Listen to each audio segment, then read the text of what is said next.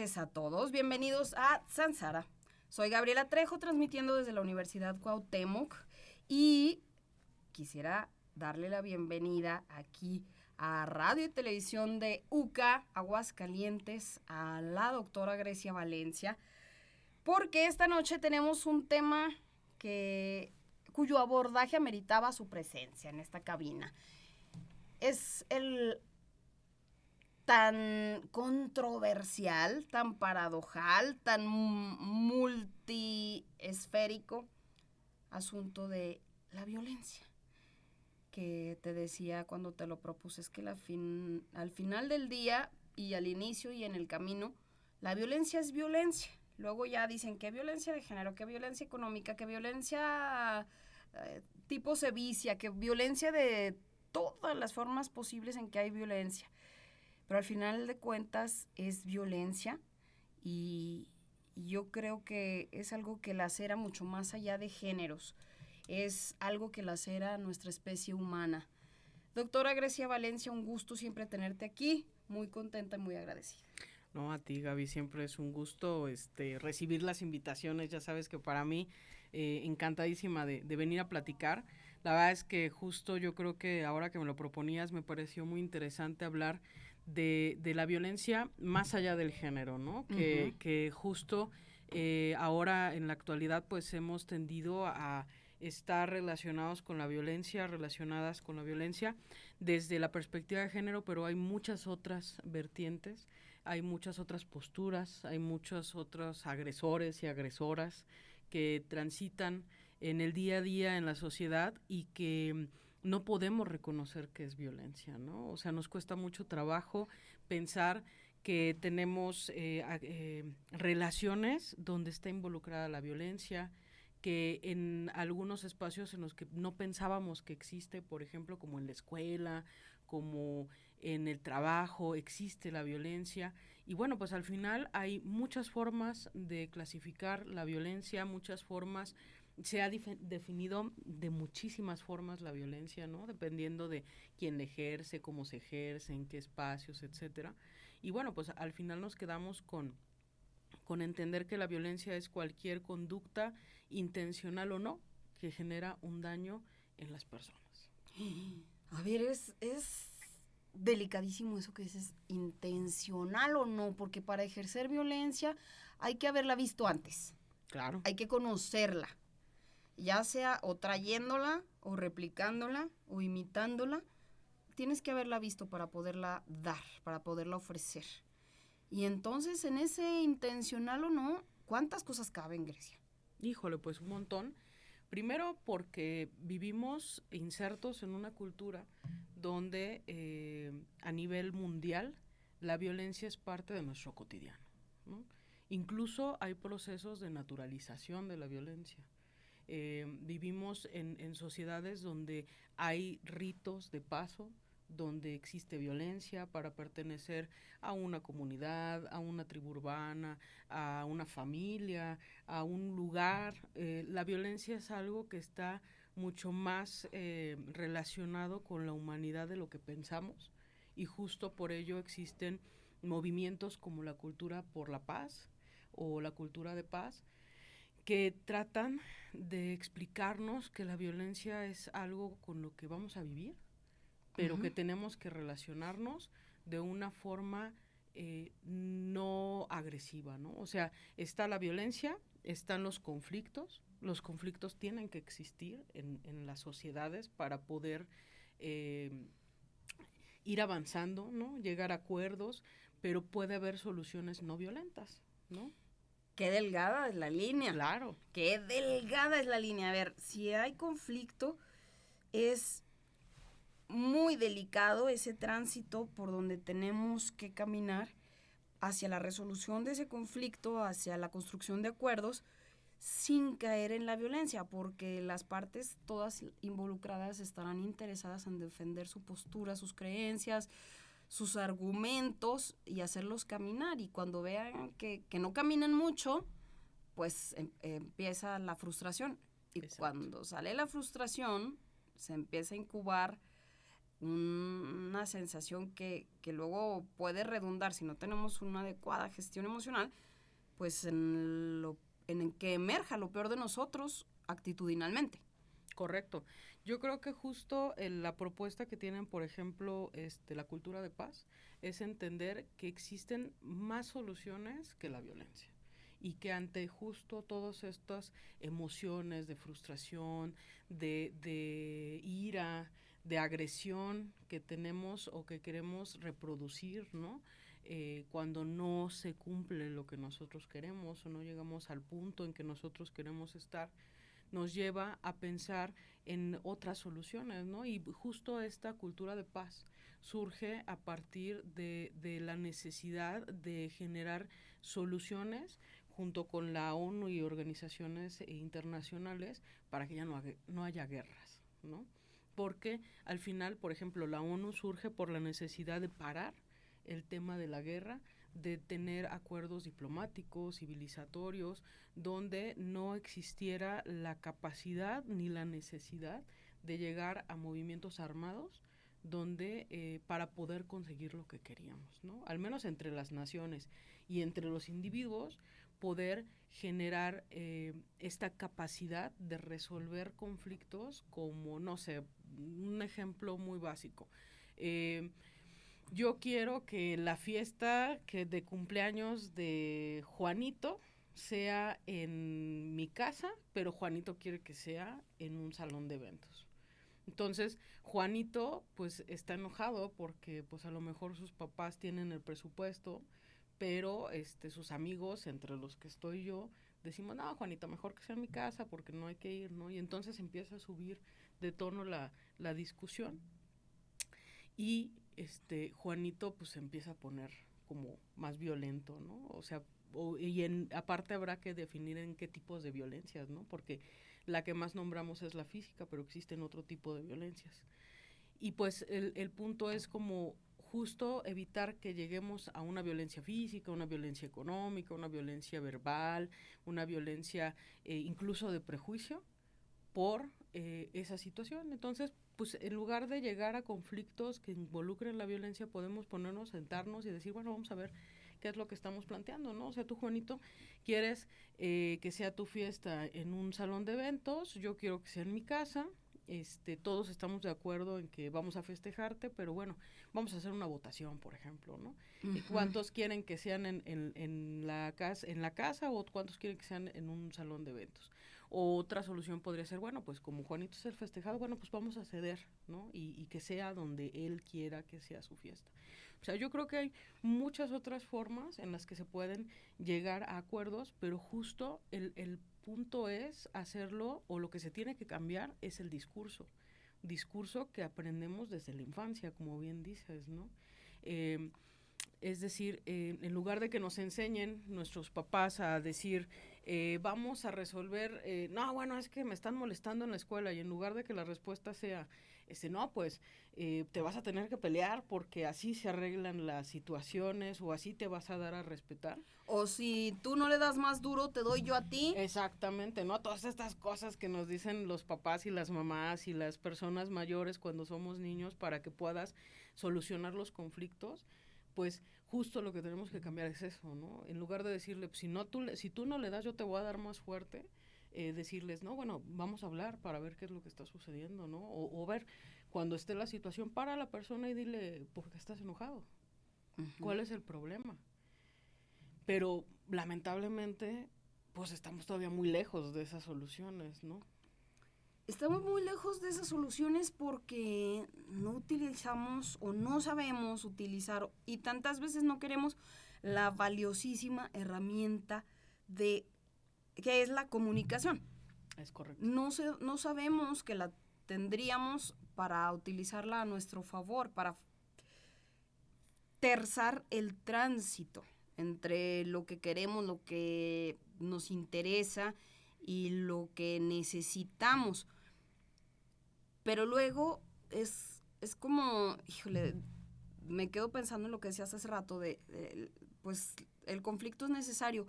Y cómo no, si somos tan distintos, cómo no, si hay tantas formas de crecer en el mundo. Es más, tantas formas de crecer en México.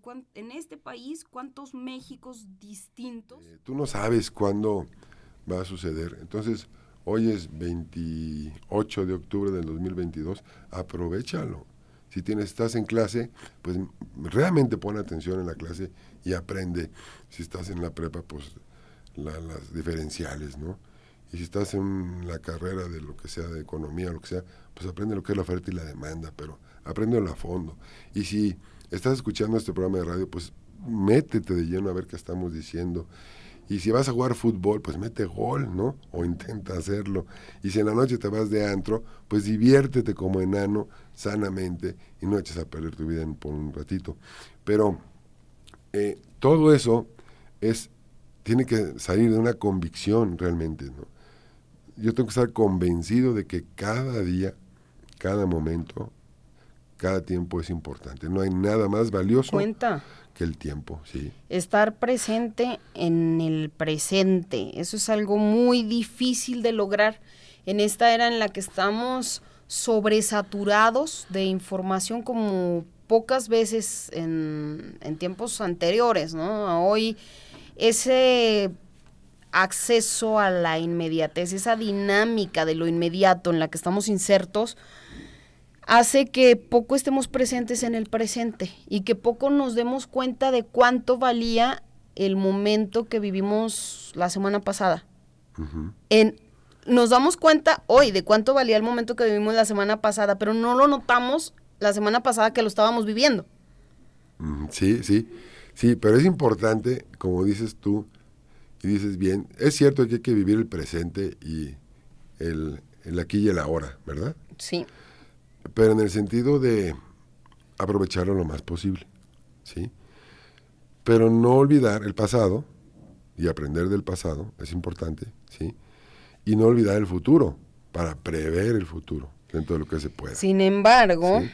El pasado, efectivamente, el pasado es para eso, para aprender, pero no para cargarlo ni para arrastrarlo. No, exacto. Como el futuro, vivir futurizando, o como decimos en psicoterapia, vivir en ansiedad del futuro, te sumerge en una dinámica de estrés, de cosas que ni siquiera han sucedido y puede ser en muy alta medida que ni lleguen siquiera a ocurrir. Sí, yo me refiero a planear. Uh-huh. ¿Sí?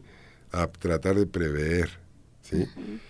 Pero viviendo el presente intensamente, ¿sí? Uh-huh. No todo es solo el presente. Mi vida, por ejemplo, está marcada por este evento en el pasado que ya no lo cargo, lo cargué muchos años, claro, ¿sí? Y lo recuerdo y como dices tú, se te ponen los ojitos así. Uh-huh. Y toda esta época del octubre, finales de octubre, que fue cuando ocurrió el accidente, que es justo antes del Día de Muertos, etcétera, pues para la familia, para mi familia, se le nota y es pesada la semana, ¿sí? Claro. Es pesadísima. Eso no quita que te levantes con alegría, que le eches ganas y que disfrutes, pero sí ese recuerdo perdón que lo diga, lo repita, te recuerda, ¿verdad? No, es que es así. Que no eres para siempre. ¿Sí? La fragilidad, la sutileza de nuestra existencia, ¿no? Exactamente, ¿no? Y esa puede ser un gran motivo para vivir el presente, ¿sí? ¿En qué estriba la diferencia ante un suceso de tan altísimo impacto como el que vivió tu familia entre dejarse llevar, dejarse secar, dejarse marchitar y hasta creer que ya no vale la pena vivir o decir, estoy vivo, tengo lo que sea que me quede, pero lo tengo por delante? ¿Y qué actitud decido tomar ante eso? Exacto. ¿Dónde está la diferencia entre las dos posturas? En el motivo que cada quien tiene, que es como lo que empezamos, uh-huh. ¿Sí? Que puede ser la familia, que puede ser sin duda, y a los jóvenes que me escuchan, y que no pero está de moda, nos escucha gente de todas las edades, bueno, ¿no crees que pero sí? Como aquí en la Universidad Cuauhtémoc, pues, supongo, ¿no? Pero sí, pero a todos los que nos escuchan, gente de todas las edades. Es muy importante una fortaleza espiritual, uh-huh. La verdad, ¿sí? O sea, sí tienes que tener fe en que, por ejemplo, en el caso de mis hermanos, pues están en un lugar mejor, ¿verdad? Que nosotros los católicos le llamamos cielo, y donde nadie ha visto lo que hay ahí, ni nadie ha escuchado lo que hay ahí. Esto es lo que sabemos del cielo, ¿sí? Pero es tan impresionante que nadie ni siquiera puede imaginar lo que es. Bueno, yo creo eso, y eso te da paz, ¿no? De alguna manera. Ahora, un mismo suceso afecta de manera diferente a todos los involucrados, aunque Sí, claro. el hecho sea el mismo, pero cada quien lo asimila, lo vive, lo padece, lo recupera o no lo supera de maneras distintas, ¿eh? Así es. El libro habla justamente de eso. Yo creo, el otro día me dijo una persona que era como un homenaje a mi madre, ¿no? Ajá. Porque ella, bueno, 2, 3, a lo mejor más años, estuvo en modo avión, vamos a decirlo, ¿no? Uh-huh. O sea, Pues, ni ¿cómo? escuchaba, ni le motivaba nada, ni imagínate. Claro. Que pudo, sí, ¿no? Es que, a ver, Jesús, debe ser algo inenarrable la pérdida de un hijo. Ahora imagínate, 4. Es inenarrable, así es, sí. Y las mamás que me escuchan, pues sepan que hay una persona en este mundo que sufrió eso y que supo salir adelante. ¿Qué hizo? Cosas bien sencillas. Aprender inglés. Uh-huh. Ya tocaba el piano, pero lo tocó más. Uh-huh. Aprendió a jugar golf. Nunca había jugado golf. Aprendió gracias a una amiga, una vecina que la tomó. La misma vecina que le enseñó a hablar inglés, ¿no?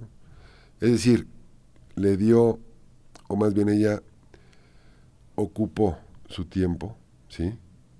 En cosas que le distrajeran y le sirvieran para crecer y para no olvidar, sino sobrellevar esa pérdida, ¿sí? Y entonces es esta parte donde refieres en el libro eso de transformar el dolor en energía para vivir. Sí, exactamente. Sí, exactamente. Y depende, insisto, de tus motivos, pero al final de cuentas, el dolor y la alegría deben ser motivos para vivir, ¿sí? Y tu motivo más imperativo debe ser tú, ¿no? O sea, al final del día te encuentras a solas con tu existencia y volteas a ver alrededor y dices, bueno, yo estoy vivo y me tengo que hacer cargo de cómo voy a estar en la vida, cómo quiero estar. Sí, no, sí. O sea, uno se preocupa por uno mismo, pero realmente te preocupas más. Bueno, en mi caso, ¿no?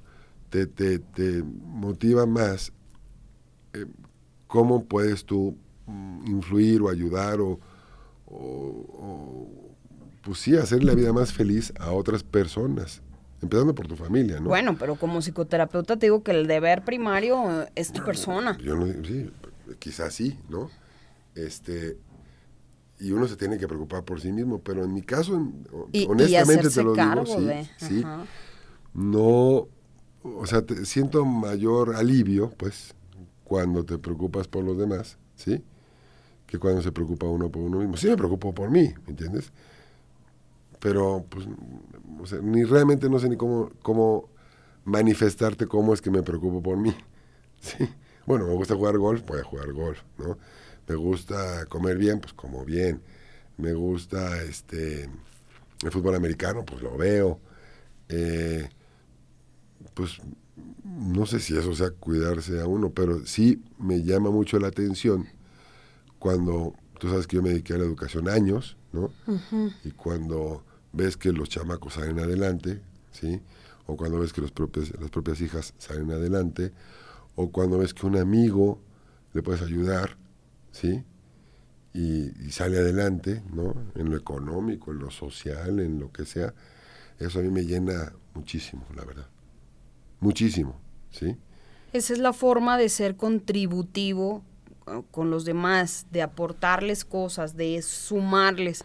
Sin embargo, el deber primario estriba en la solidificación del estar bien en la vida uno mismo. Sí, pues claro, si no está uno bien, pues cómo vas a poder dar algo, estoy de acuerdo. ¿Cómo hacerle para mantenerte en esta línea de voy adelante, cómo, no sé, por ejemplo, tú has observado por años la vivencia de tus hermanos. Ellos cómo han vivido, insisto, eran ustedes 7, 6. eran 6 y se pierden 4. Sí. Quedan ustedes 2, entonces te Marce y queda... yo, sí. Ah, queda Marcela nada más. Marce y yo, sí. Ok, Hermanos. ¿ella cómo lo ha vivido? Bien, bastante bien. Ella... Hay un hijo que se va a sentir más aceptado, más protegido, más valorado o con un peso más grande, Así de es. acuerdo a lo que hacen los padres. Así que es muy importante que los padres entiendan que no pueden responsabilizar a los hijos de lo que les toca a ellos. Que es arbitrario. Y que los hijos se desmarquen cuando uno de sus padres quiere responsabilizarlos de lo que no les corresponde. Por ejemplo, esto físicamente me gusta a mí explicarlo a veces. Yo puedo mover un mueble, pero Sí. esta silla, esta mesa en la que estamos, ni tú ni yo juntas la podemos mover. Sí, Entonces, si yo pretendo moverla sola, me voy a lastimar. así Y la es. vida no es para lastimarnos, es para evolucionar en salud. Venimos a aprender de nuestra esencia, a ser mejores. Es como una universidad. Sí, Ujú. y ahora, hasta aquí hemos estado con la percepción o la circunstancia individual. ¿Qué pasa, maestra, a la hora de salir a danzar con otro? Y ya no nada más como pareja, pensando incluso, usted hablaba del ámbito laboral, pero incluso de esas personas que crean alianzas para rentar un lugar donde vivir y que entonces tienen que llevar una vida muy similar al matrimonio, aunque sean amigos, ¿no? Si necesitan un campo de energía saludable, Ujú. con reglas claras, ¿verdad? A veces hay que poner ciertas reglas, ciertas normas, y muchas veces hay que ponerlo muy claro, lo mismo un docente con sus alumnos, Sí. ¿verdad? Que se sepa muy bien cuál es la consecuencia de lo que está pasando, quién se responsabiliza de cada cosa, así como tipo en una familia. Pero y por ejemplo, y otra vez más me volteó la mirada a mi consulta, pero es que estamos hablando y me vienen a la cabeza las caritas de las personas exponiendo sus compromisos para resolver, porque eso es, la gente que llega con nosotros a terapia es gente que está comprometida a resolver eso, que está poniéndose en nuestras manos. Naturalmente, que da el permiso de intervención. Así es, efectivamente. ¿Y qué pasa cuando una de las partes dice, pues es que a mí me enseñaron que las cosas se resuelven de esta manera y la otra lo aprendió de una manera muy distinta? Sí, necesita haber una negociación. Y pasa como el ejemplo de los matrimonios, ¿no? En una familia de él preparan la comida de cierta manera, en la de ella de otra, pues necesitan combinar, ¿verdad? Complementar es una maravilla, podernos complementar con los otros y poder hacer equipo y unir los recursos. Y sin embargo, otra certeza no muy honrosa es que en nuestra condición humana luego nos surge mucho la necesidad de tener el control. Fíjate que esas necesidades son infantiles. Sí. Entonces, para relacionarnos también, que es el tema central de esta charla, necesitamos vestirnos con el traje de la edad que tenemos. Sí. No estar respondiendo como niñas necesitadas, aquí en tu caso y el mío, ni como adolescentes rebeldes, sino como adultas que resuelven lo suyo y se relacionan con el otro, así, resueltas. Entonces, por eso es tan interesante el tener ese trajecito de adulto. A mí me encanta recordar de repente algún profesor que me decía, una chica de la prepa, dice, mi profesor se emberrincha como niño, hasta patalea. Entonces imagínate como un grupito de chapos, de jovencitos de la prepa, y ver un comportamiento infantil en su maestro, se desequilibra todo. O de repente esa postura del adolescente que se siente muy acá y se pasa revelando ante todo, en una queja continua. Y allá vemos muchos adultos que nos regresamos a esas etapas. Por eso hay que resolver. también otro fondo del que no hablamos, que son nuestras experiencias vividas. O sea, hablarle a nuestro niño interior y decirle, oye, no, ya no estás chiquita, olvídate de esos miedos infantiles. La vida es así, decirle a nuestro propio adolescente, cuidado, entra en equilibrio. ¿Qué pasa cuando una de las partes quiere resolverse y la otra no? Porque eso también ocurre a la hora de ir a relacionarnos con lo que sea, con parejas, con amistades, cuando hay una persona en total disposición y dice, pues yo aquí estoy, pero el otro no está dispuesto porque está erguido en su cúmulo de creencias, ¿no? Y así debe ser y así es. Sí, y nadie puede influir en el otro más que él mismo. Siempre las terapias son autoterapia, ¿verdad? Nosotros como psicoterapeutas, el hecho de que vaya un cliente a terapia está dando sí quiero resolver, pero entran las resistencias inconscientes, donde entran los miedos, bueno, ¿y si dejo de ser como soy, qué me va a pasar? Así es. Sí, entonces, ¿qué necesitamos ahí? También el respeto. Me gusta este ejemplo. Yo toco en un sitio varias veces y no me abren, y no me abren, y no me abren. Vuelvo a tocar y no me abren. ¿Qué necesito hacer? Ve a tocar en otro sitio. O sea, no está funcionando ni la manera como lo estás haciendo, ni te están abriendo allí. O sea, la vida es muy sabia.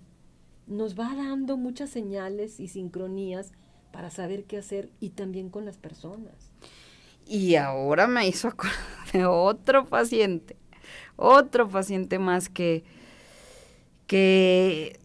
está muy en el apego, muy, muy, muy en el apego, y estamos ya valorando incluso una cuestión hasta de organicidad, porque por más que trabajamos, que hemos hecho ejercicios para que se resuelva, luego su mente lo avasalla tremendamente y entonces esto ya son matices de ansiedad elevados, ¿no? O sea, no puedo sin esta persona, no logro, ¿no? Pues sí, fíjate. La codependencia desmesurada, ¿no? Naturalmente, y allí él se está yendo a etapas muy tempranas. Cuando en la pareja, si se trata de pareja, esta persona muy probablemente, cuando no se pueden desapegar, es que se está reviviendo la historia con mamá. Porque sin mamá no vivimos. Sin una persona que nos alimente no vivimos. Entonces, como la relación de pareja se parece, es tan simbiótica en ciertos sentidos, se entrega tanto, se apuesta tanto. Entonces, de pronto, ¿qué es lo que pasa? Creo que me puedo morir si me separo. Así es. ¿Sí? Entonces hay que resolver el fondo personal. Como el bebé, pero tan vulnerable, tan indefenso, que de pronto se lo despegan del pecho a la hora de amamantarlo, esa sensación es la misma. Es la misma que se vive y que se necesita que se recupere ese niño herido. Ahora, la mezcla de las personas que se interrelacionan y que no necesariamente o con poca frecuencia, porque la familia perfecta no existe, lo hacen desde un estado saludable de relacionarse, desde una forma sana, adecuada, acertada. Nadie nos enseñó a vivir. Entonces, estamos a prueba y error a cada momento. Los hijos, que son el resultado de estas mezclas no perfectas en cuanto a modos de relación, diría Miriam Muñoz, gestálticamente hablando. ¿Sí? ¿Qué pasa con los hijos? Pues los hijos que tenemos a padres o que ya no están aquí los padres, necesitamos eso, una dosis de responsabilidad y de honrar aceptando a los padres. Eso para los hijos. Y los hijos, acepta decirles a los padres o a los abuelos, acepta cómo son tus hijos y encuentra los recursos. no impongas un deber ser rígido. Da la libertad de ser al otro. Respétale ese derecho, Por supuesto. valídaselo. Así es. De verdad que se aprende tanto desde el momento en que decidimos quedarnos quietos y solo observar lo que sucede. Pero luego es un acto complejo, ¿no? El poder ser solamente observador, el meterse a analizar de dónde vienen las cosas, a qué se debe, es algo que también necesita que nos demos el permiso de hacerlo. Sí, estamos muy acelerados en estas temporadas. En estas épocas el mundo ha implementado mucho hacer, buscar, y no nos da el tiempo de esa pequeña reflexión. Yo me lo imagino como verme en un lago tranquilo, me puedo reflejar. Pero si es un lago revuelto de movimiento, o lo que dice Miguel Ruiz del mitote interno, El mitote. entonces no observo lo que es. Y la meditación es completamente saludable, y meditar puede ser estar en quietud en el tiempo presente. Eso es meditar. Y tiene efectos fabulosos de hacer cambios en mi vida. Valdría la pena hacerlo diariamente, darme un ratito de observación así pasiva. A ver, ¿cómo estoy? ¿Qué está pasando por la noche? ¿Cómo me fue? ¿Cuál fue la emoción más importante que viví? ¿De dónde vino?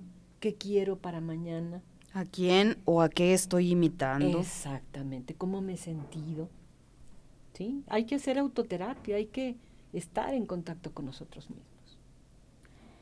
Pues eso es valiosísimo, y en la medida en la que también se pueda buscar siempre un profesional. O sea, si vamos a buscar, hay que buscar profesionales. Si no, mejor no buscar, porque luego se puede empeorar la situación si llegamos a ponernos en las manos equivocadas. Sí, necesitamos ser cuidadosos y necesitamos entender que todos en cierta forma podemos ser muy inteligentes emocionalmente, y que podemos también sarnar algunas cosas solos, pero a veces necesitamos compañía del otro, que alguien nos vea desde fuera. Para lo que sí, y creo que coincidirá, maestra, no hay espacio en esto, es para la improvisación. Ponernos en manos de una persona improvisada agravaría tremendamente los problemas, Pues ¿no? me puedo quedar más confundida, Así. ¿verdad? Porque no hay recursos. Entonces sí, la invitación también para nuestros colegas psicólogos, psicoterapeutas, médicos, hasta las trabajadoras sociales, ¿verdad? Infórmense, estén bien con ustedes mismos, prepárense en el área psicológica. Y quienes no tengan ningún tipo de preparación referente a esta clase de cosas, pues piénsenselo dos veces para entrar y hacer algo para lo que no están preparados. antes de tocar. Exactamente, son áreas muy complejas, extraordinarias en las soluciones, y sí tenemos que ser muy responsables. Efectivamente. Muy bien. Pues muchas gracias, maestra Lupita Morales Pleasant, por estar aquí, por compartir esta faceta que, si bien es cierto, pertenece, o le dimos el abordaje, porque podíamos haberlo abordado desde 1001 formas, ¿no? Desde 1001 sentidos, desde cognitivo-conductual, desde sistémico, desde tanto, pero lo abordamos desde psicología generacional, esto que es tan vasto, tan apasionante como es el relacionarnos con los otros. Esa que es una de las áreas que usted domina, la psicología generacional, fue el matiz que tuvo este programa, pero cierto como lo es, su base, su piedra angular de trabajo es el campo de la Gestalt, que es otra parte importantísima que permite, que facilita el comprender hasta dónde estamos resueltos y qué parte tenemos resuelta y qué parte no. Así es. Y luego, cuando tenemos unas partes resueltas, ¿qué más va surgiendo, no? Si no terminamos, es crecimiento personal continuo. Y le pediría, antes de despedirnos, ¿qué le dice a todas esas personas que piensan que ir a psicoterapia es una sesión y ya? y que ellos mismos lo verbalicen. Ya estoy bien. Sí, son generalmente procesos, ¿verdad? Y podemos acudir, sobre todo en la psicoterapia gestal, podemos acudir y en lo familiar, sin tener que estar con síntomas terribles. Podemos hacerlo como crecimiento personal. Así ¿verdad? es. Y todos necesitamos eso, que nos escuchen, ¿verdad? Que nos ayuden a la reflexión y que nos acompañen, que no se responsabilicen de nosotros, pero sí que nos acompañen saludablemente, profesionalmente. Pues nos vemos en la próxima. Por lo pronto, muchas gracias por esta noche. Un placer, Gaby, compartir contigo este tema tan interesante. Así es. Gracias también a todos ustedes que nos acompañan desde donde quiera que estén. Esto es Sansara, soy Gabriela Trejo. Nos vemos mañana. Buenas noches.